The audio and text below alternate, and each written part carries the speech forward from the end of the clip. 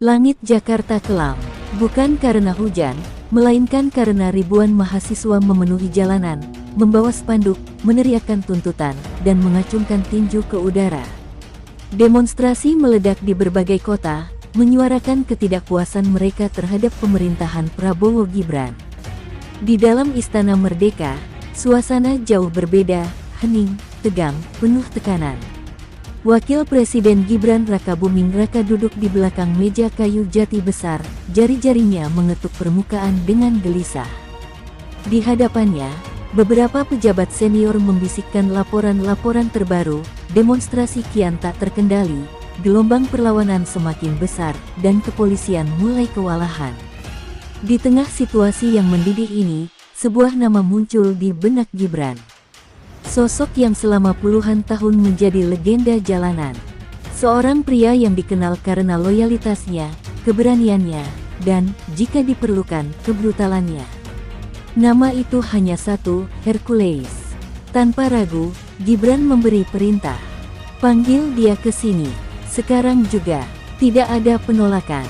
Semua orang di ruangan tahu, ini bukan lagi sekadar persoalan politik, ini tentang mempertahankan kekuasaan. Malam itu, dalam iringan mobil hitam berpelat rahasia, Hercules memasuki istana. Usianya memang tak lagi muda, rambutnya sebagian memutih, tetapi matanya tetap tajam seperti elang yang mengawasi mangsanya. Langkahnya mantap, setiap gerakannya mengandung aura seorang pria yang telah melewati kerasnya kehidupan. Dua ajudan Gibran menyambutnya, membawanya langsung ke ruang pertemuan. Pintu kayu mahoni terbuka, dan di sana, Wakil Presiden berdiri, menatapnya dengan mata penuh arti.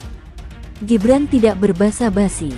Kita sedang dalam situasi darurat, katanya, suaranya dingin namun penuh ketegasan. Demonstrasi ini tidak bisa dibiarkan berlarut-larut. Negara membutuhkan orang seperti Anda. Hercules diam sejenak. Ia bukan orang bodoh. Ia tahu persis apa yang sedang terjadi.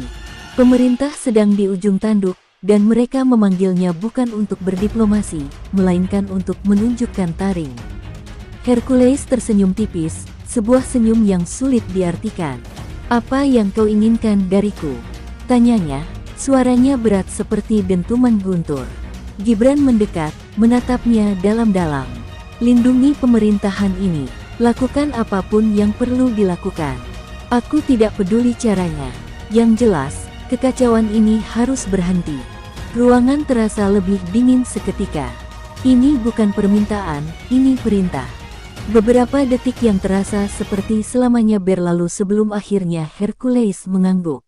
Aku siap pasang badan, katanya pelan, namun setiap kata terdengar seperti sumpah yang terpatri di batu. Aku tidak peduli mati. Selama aku masih berdiri, tak ada satupun yang bisa menyentuh kalian.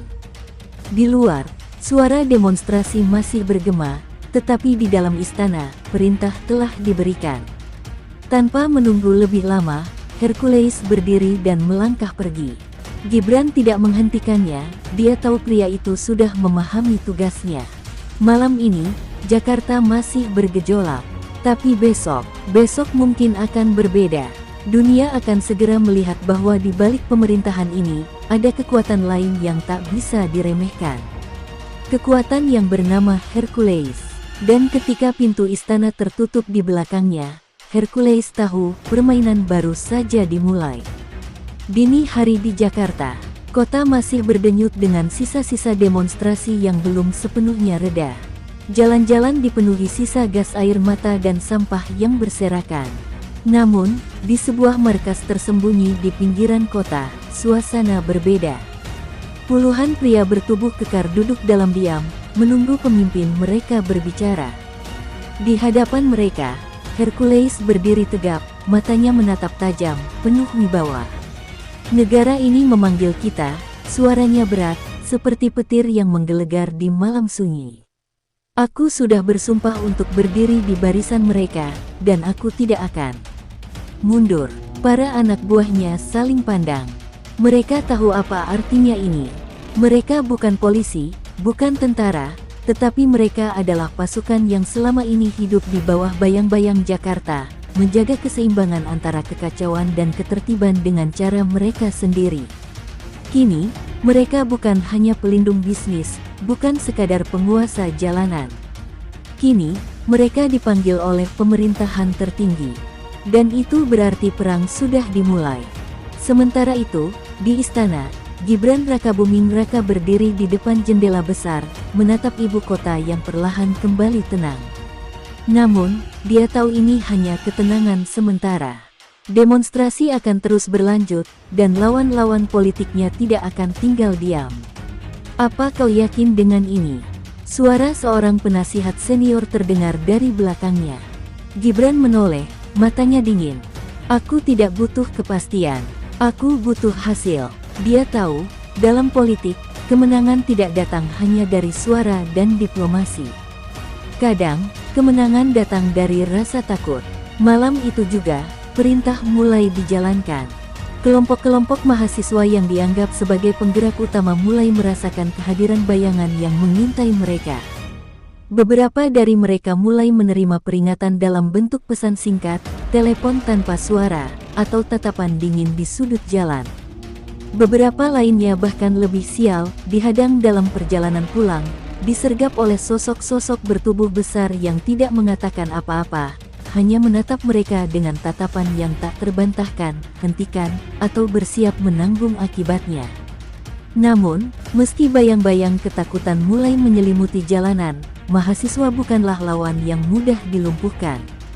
Malam berikutnya, ribuan orang kembali turun ke jalan, kali ini dengan kemarahan yang lebih membara. Mereka tahu bahwa ada sesuatu yang bergerak dalam gelap, mencoba membungkam mereka. Dan itu justru membuat mereka semakin berani. Kita tidak akan mundur, teriak seorang pemimpin aksi dari atas mobil komando, wajahnya berlumuran keringat, matanya menyala dengan semangat perlawanan. Jika kita takut, kita sudah kalah sebelum bertarung. Di tempat lain, di balik kaca jendela gedung tinggi, Hercules memperhatikan demonstrasi itu dari kejauhan. Dia tidak terkejut. Ini bukan pertama kalinya dia menghadapi perlawanan. Dalam hidupnya, dia telah melihat berbagai macam orang mencoba melawannya, mencoba menjatuhkannya. Tapi dia selalu menang. Selalu. Dan kali ini, dia tidak hanya bertarung untuk dirinya sendiri. Dia bertarung untuk sesuatu yang lebih besar, untuk pemerintahan yang telah memberinya kepercayaan. Dan bagi Hercules, kesetiaan adalah segalanya. Pastikan tidak ada yang menyentuh istana, katanya kepada anak buahnya. Pastikan mereka tahu siapa yang sebenarnya berkuasa di jalanan ini. Anak buahnya mengangguk, lalu menghilang ke dalam kegelapan. Jakarta, yang semula hanya diguncang oleh suara mahasiswa, kini akan segera merasakan sesuatu yang lebih besar. Sesuatu yang tidak kasat mata, tetapi nyata. Dan di dalam istana, Gibran tersenyum tipis. Dia tahu, badai belum berakhir. Tapi setidaknya, kini dia memiliki perisai yang siap mati untuknya. Malam turun di Jakarta, tapi bukan ketenangan yang menyelimuti kota, melainkan ketegangan yang menggantung di udara seperti kabut tebal yang sulit ditembus. Demonstrasi belum mereda. Ribuan mahasiswa masih turun ke jalan, meneriakkan tuntutan mereka dengan suara yang semakin lantang. Namun, sesuatu telah berubah. Ada ketakutan yang tak terucapkan, ketakutan yang merayap di balik setiap sudut kota. Mereka tahu, ada mata yang mengawasi. Di sebuah gang gelap di kawasan Menteng, seorang mahasiswa bernama Dika berjalan tergesa, keringat dingin membasahi tengkuknya. Sejak siang, ia merasa diawasi. Setiap langkahnya seolah diikuti, setiap bayangan terasa mengancam. Saat ia berbelok ke jalan kecil yang sepi, langkah-langkah di belakangnya terdengar semakin jelas. Jantungnya berdetak lebih kencang, dan sebelum ia bisa berlari, sebuah tangan kekar mencengkeram pundaknya. Berhenti main-main, suara berat terdengar di telinganya. Pulanglah, sebelum sesuatu yang buruk terjadi. Sementara itu, di sebuah ruangan gelap di sebuah gedung tua, Hercules duduk diam, memperhatikan laporan yang masuk. Anak buahnya bekerja cepat, mengumpulkan informasi, mengawasi setiap gerakan para demonstran. Mereka tidak butuh kekerasan berlebihan, cukup dengan ketakutan. Rasa takut lebih efektif daripada pukulan. Mereka mulai paham siapa yang sebenarnya berkuasa di jalanan ini, gumamnya sambil mengisap cerutu. Tapi beberapa masih keras kepala. Matanya menyipit, menatap daftar nama-nama pemimpin aksi yang masih berdiri tegak melawan. Di istana, Gibran Rakabuming Raka duduk di ruang kerjanya, menatap laporan yang sama dengan ekspresi tak terbaca. "Berapa banyak yang masih turun ke jalan?" tanyanya pelan. Seorang ajudan menjawab hati-hati, "Jumlah mereka berkurang, Pak. Tapi mereka masih belum menyerah." Gibran mengetuk-ngetukkan jarinya ke meja. Ini permainan psikologis, dan dia tahu, tak bisa dibiarkan terlalu lama. "Pastikan mereka tahu batas mereka," katanya akhirnya. "Dan pastikan kita tetap bersih. Jangan sampai ada jejak yang mengarah ke kita." Malam itu, kota menjadi medan pertempuran tanpa peluru. Beberapa mahasiswa mulai menghilang sementara, memilih untuk bersembunyi. Yang lain tetap bertahan, meski kini mereka tidak hanya berhadapan dengan aparat, tapi juga sesuatu yang tak kasat mata. Para pemimpin aksi mulai menerima pesan-pesan peringatan. Sebuah foto rumah mereka dikirim ke ponsel mereka tanpa nama pengirim. Sebuah suara berat di telepon berkata, "Kami tahu di mana kau tinggal." Namun, bagi sebagian orang, ketakutan bukan alasan untuk mundur. Alia, seorang aktivis yang telah lama menjadi motor pergerakan mahasiswa, berdiri di depan barisan dengan kepala tegak. "Jika kita takut, mereka menang," katanya kepada teman-temannya. "Kita bukan kriminal, kita hanya menuntut keadilan." Namun, di antara mereka, bisik-bisik ketakutan semakin terdengar. Beberapa mulai ragu, beberapa mulai berpikir untuk mundur. Di kejauhan, Hercules berdiri di dalam mobilnya, menatap demonstrasi itu dari kejauhan. Dia tidak perlu turun tangan langsung. Cukup waktu, dan mereka akan tercerai-berai sendiri. Dia menarik napas panjang, lalu berkata pelan, "Tak ada yang bisa melawan kekuatan yang tak terlihat." Dan di dalam istana, Gibran tersenyum tipis, tahu bahwa permainannya sedang berjalan sesuai rencana. Jakarta kembali bergolak. Demonstrasi yang semula mulai meredup kini membesar dengan kemarahan yang berlipat. Mahasiswa yang semula takut, kini bersatu dengan tekad yang lebih kuat. Mereka tahu ada sesuatu yang bergerak di dalam bayang-bayang. Ancaman datang dalam bentuk pesan tak bernama, tatapan dingin di sudut jalan, bahkan beberapa dari mereka menerima kunjungan tak diundang di tengah malam. Tapi semua itu hanya membuat mereka semakin berani. Di barisan terdepan, Alia berdiri tegak di atas mobil komando, tangannya menggenggam mikrofon dengan erat. "Kita tidak akan tunduk." Suaranya menggema di antara ribuan mahasiswa yang memenuhi jalanan. "Ini bukan hanya tentang kita. Ini tentang masa depan negara ini. Jika kita takut, maka kita sudah kalah." Sorak-sorai membahana, dan seperti gelombang yang tak terbendung, mereka bergerak maju menuju pusat kota. Di sisi lain, Hercules berdiri di balkon sebuah gedung tinggi, mengamati lautan manusia di bawahnya. Matanya tajam, penuh perhitungan. "Mereka masih belum paham," gumamnya pelan, cerutunya mengepulkan asap tipis di udara malam. Seorang anak buahnya mendekat. "Apa perintahnya, Bang?" Hercules menghela napas, lalu berkata dengan suara dingin, "Kita sudah kasih peringatan. Kalau mereka masih nekat, kita buat mereka sadar bahwa jalanan ini bukan milik mereka." Saat langit semakin gelap, bayangan mulai bergerak. Kelompok-kelompok tak dikenal menyusup di antara demonstran, menciptakan kekacauan dari dalam. Batu melayang, api mulai menyala, dan dalam hitungan menit, aksi damai berubah menjadi kerusuhan. Aparat yang sebelumnya menahan diri kini memiliki alasan untuk bertindak. Gas air mata dilepaskan, water cannon menyembur deras, dan Jakarta kembali menjadi medan perang. Alia terbatuk, matanya pedih, tetapi dia tidak mundur. Dia menarik seorang mahasiswa yang jatuh tersungkur, membantunya berdiri. "Jangan takut," teriaknya. Namun, di balik kerumunan, sesuatu yang lebih berbahaya telah menunggunya. Seorang pria berbadan kekar mendekat, wajahnya tertutup masker hitam. Demo sudah selesai, bisiknya dingin sebelum mendorong Alia ke gang sempit. Beberapa mahasiswa melihatnya, tetapi tak berani melawan. Semua tahu, ada batas yang tidak boleh dilanggar. Sementara itu, di dalam istana, Gibran Rakabuming Raka duduk dengan tenang di kursinya, mendengarkan laporan yang masuk. Situasi mulai terkendali, Pak, kata salah satu pejabat dengan suara lega. Gibran tidak menjawab, hanya menatap layar yang menampilkan siaran langsung dari lapangan.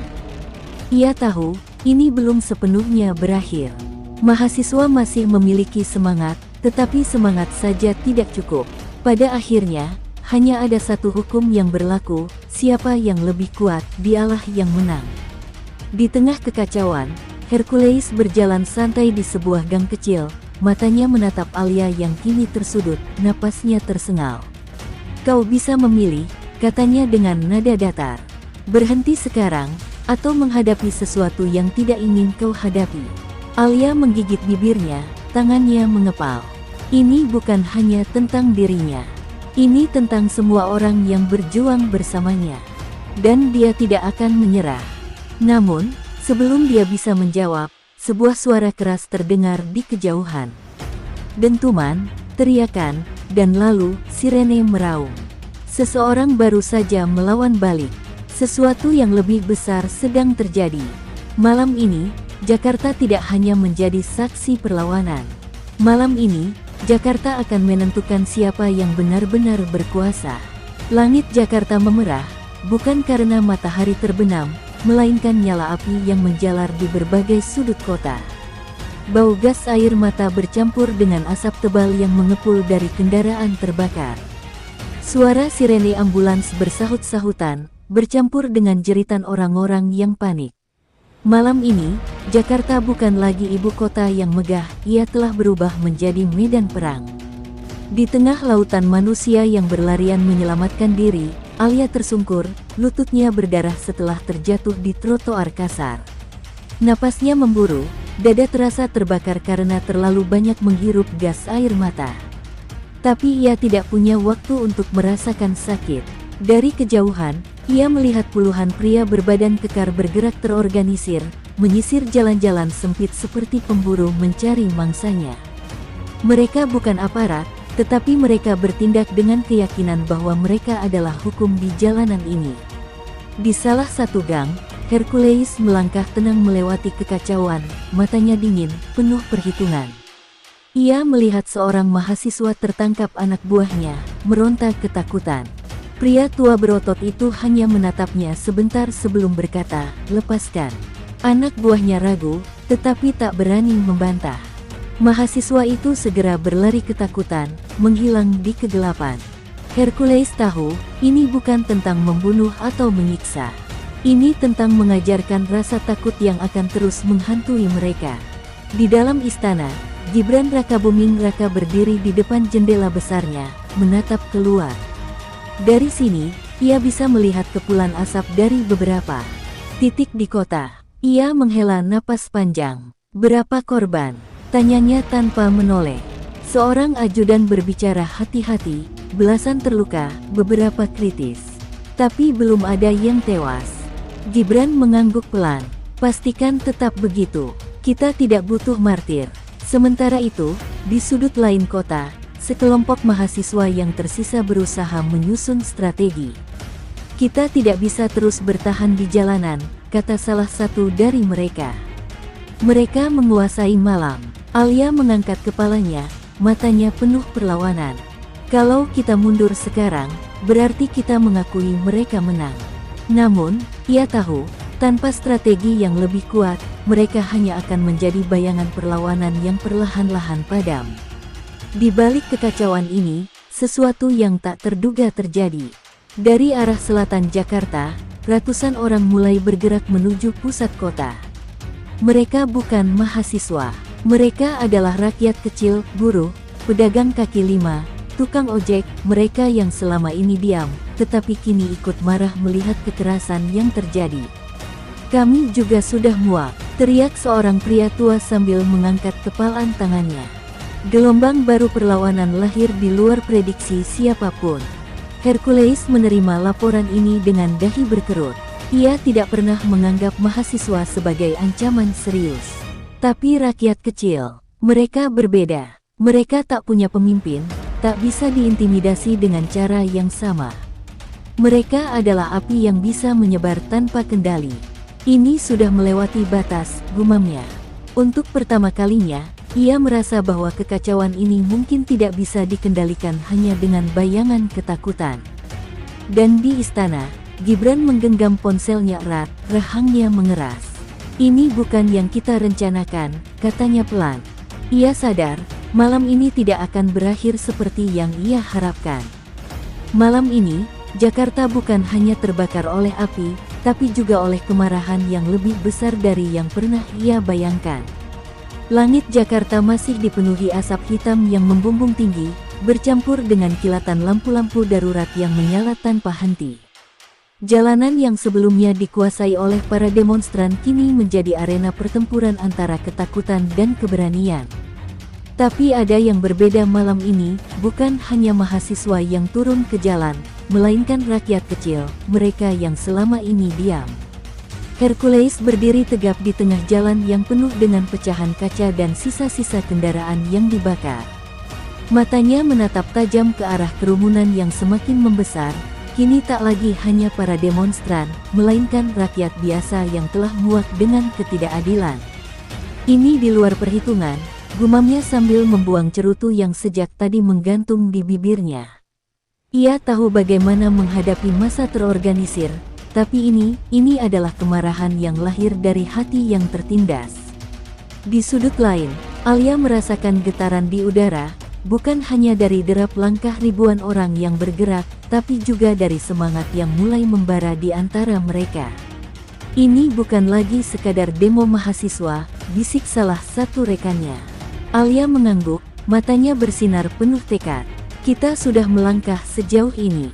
Kita tidak boleh mundur sekarang. Namun di balik keberanian itu, ia tahu bahwa bahaya semakin dekat. Di dalam istana, Gibran Rakabuming Raka mendengarkan laporan dengan rahang mengeras. Situasi semakin tidak terkendali, Pak, ujar seorang pejabat dengan nada panik. Mereka bukan lagi hanya mahasiswa. Rakyat kecil mulai bergerak. Kita harus ambil langkah tegas. Gibran menghela napas panjang, tatapannya dingin. Kita sudah memberi mereka peringatan. Jika mereka tetap nekat, berarti mereka memilih jalan mereka sendiri.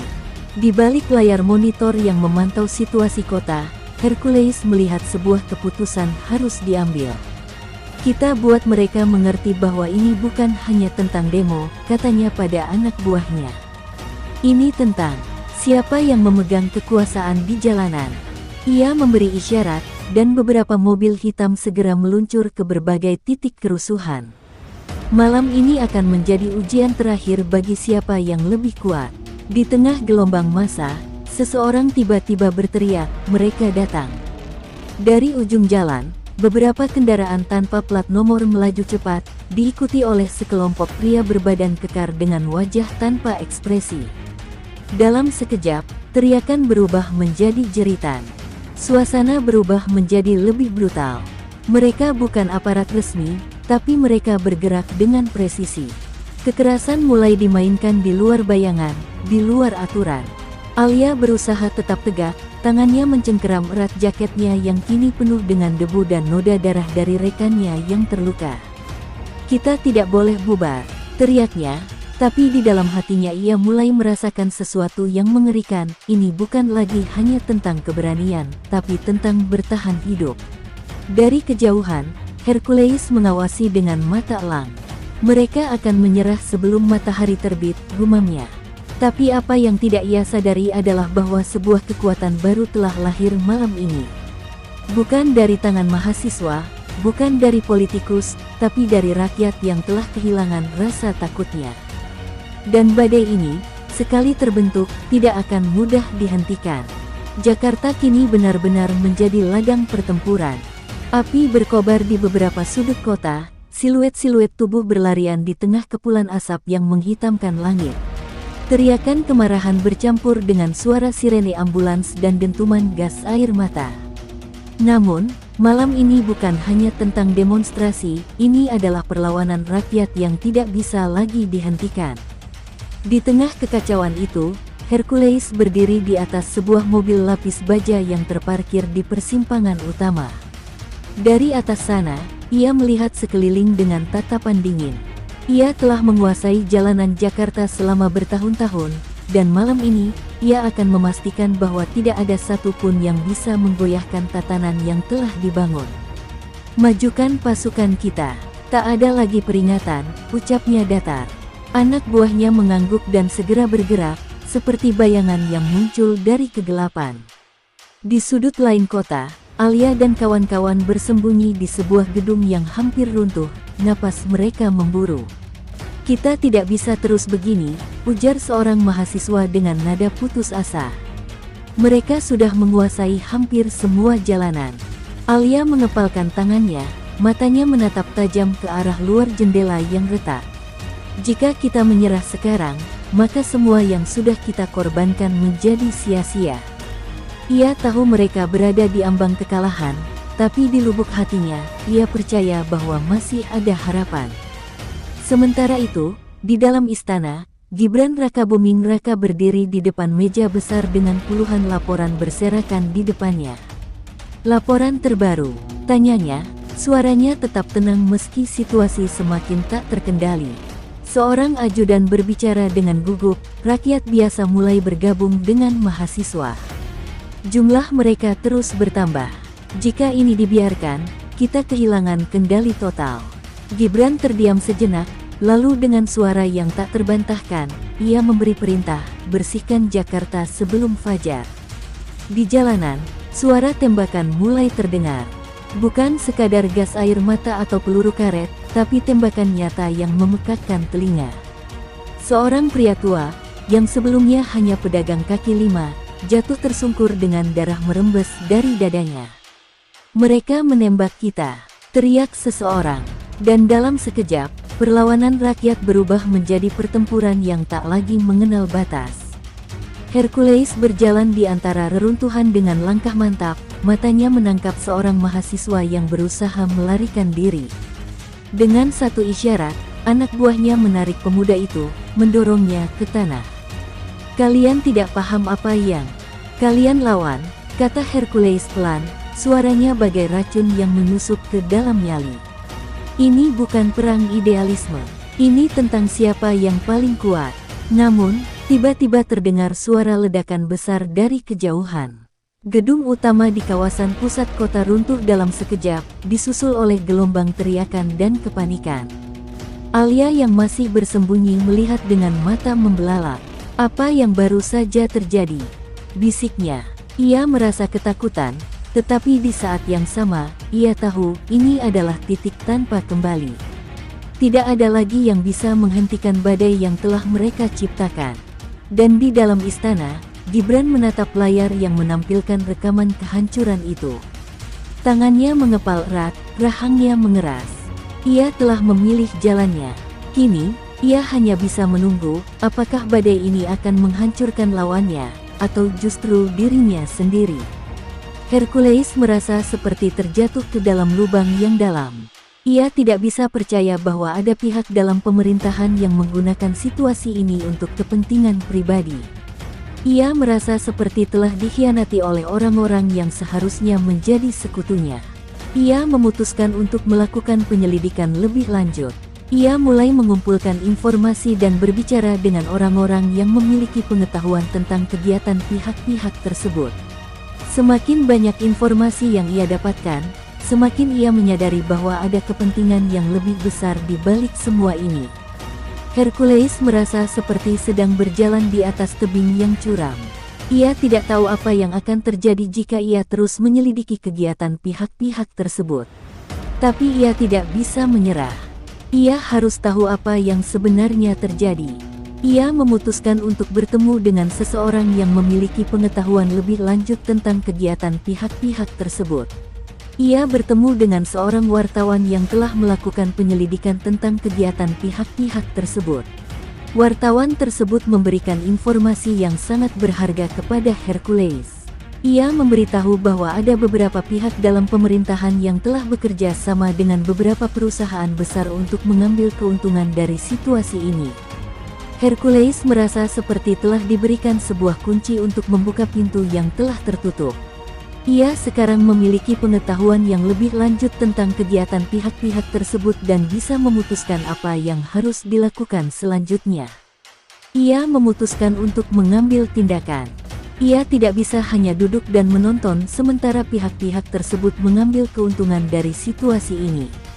Ia harus melakukan sesuatu untuk menghentikan mereka. Hercules merasa seperti sedang berdiri di atas sebuah persimpangan. Ia harus memutuskan apa yang harus dilakukan selanjutnya. Apakah ia akan mengambil jalan yang aman atau mengambil jalan yang lebih berisiko? Hercules berdiri di tengah kerumunan massa, menghadapi gedung putih yang megah. Ia merasa seperti sedang berada di persimpangan jalan, harus memilih antara kesetiaan kepada pemerintah atau keadilan bagi rakyat. Suara-suara demonstran memenuhi udara, menuntut perubahan dan keadilan. Hercules merasa seperti sedang terhimpit oleh tekanan dari semua pihak. Ia harus membuat keputusan yang sulit. Gibran, atasannya, memandangnya dengan mata tajam. Hercules, apa yang kamu tunggu? Kami perlu mengambil tindakan untuk mengendalikan situasi ini, katanya dengan nada keras. Hercules merasa seperti sedang dihadapkan pada pilihan hidup dan mati. Ia tidak bisa lagi mendukung kebijakan pemerintah yang menindas hak-hak rakyat.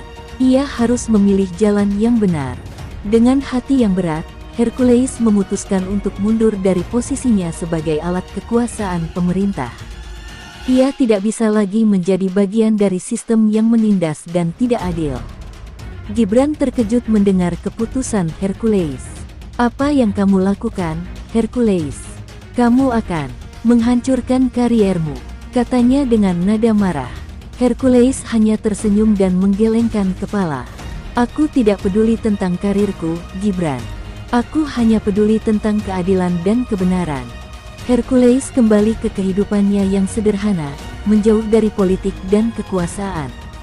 Ia memilih untuk hidup di pedesaan, jauh dari keramaian kota dan kebisingan politik. Namun, namanya masih terus dibicarakan di kalangan politik dan masyarakat. Banyak orang yang masih mengingatnya sebagai pelindung kekuasaan yang tangguh, namun juga sebagai seseorang yang berani mengambil keputusan yang sulit. Pemerintahan Prabowo Gibran tetap bertahan, namun tanpa perlindungan mutlak dari Hercules. Mereka harus berjuang untuk mempertahankan kekuasaan mereka, namun tanpa kehadiran Hercules, mereka tidak lagi memiliki kekuatan yang sama. Demonstrasi terus berlanjut, namun dengan pendekatan yang lebih damai. Mahasiswa dan masyarakat sipil mulai menggunakan cara-cara yang lebih kreatif dan non-violen untuk menyampaikan aspirasi mereka. Hercules mengikuti perkembangan ini dari jauh, merasa lega bahwa situasi tidak lagi memburuk. Ia tahu bahwa perjuangan untuk keadilan dan kebenaran masih panjang, namun ia yakin bahwa masyarakat sipil memiliki kekuatan untuk mencapai tujuan mereka. Suatu hari, Hercules menerima kunjungan dari seorang aktivis mahasiswa yang terlibat dalam demonstrasi. Aktivis tersebut membawa sebuah plakat yang bertuliskan, "Terima kasih, Hercules." Hercules tersenyum, merasa terharu oleh gestur tersebut.